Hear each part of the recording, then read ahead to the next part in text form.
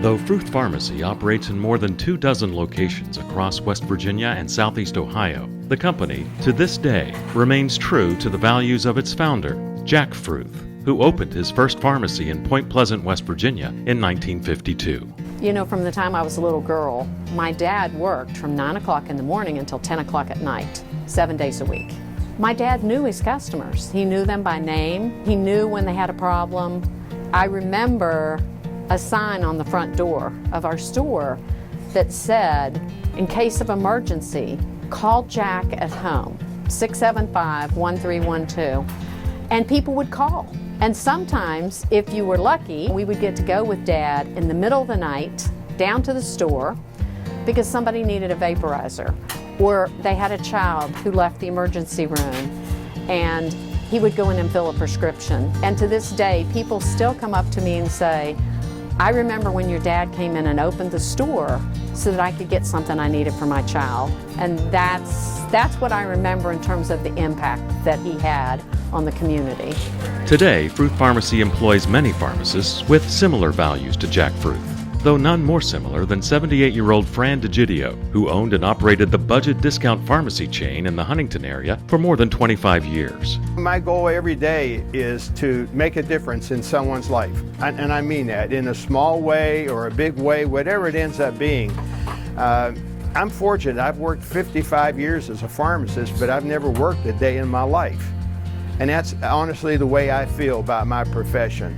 When I come in, I look forward to the people that I work with, and I certainly look forward to helping anyone that might come in any way possible. Huntington resident Jack Capillary has relied on Fran's help for the past 44 years. But there were times when I need to call to ask about something, if they had something, and what reaction might be with another medication, particularly for my wife. And so we just developed that kind of communications in addition to just being friends, and it's carried on to these days. And I still bug him quite consistently in here and on his phone at home. That's one of the benefits of working for a chain like Fruth, that allows you to have the time to go out and talk to people and help them. I don't want to be ever known as a pill pusher. I would rather be known as the neighborhood pharmacist who always had time to talk to me, answer questions. And we all know that doctors are very busy today, and oftentimes people are confused when they come out of a physician's office as to, oh, how did he say I was to take that, and will it react with this or that? And then oftentimes, instead of calling the doctor's office, they call us, or when they come in, they ask questions, and we're happy to help.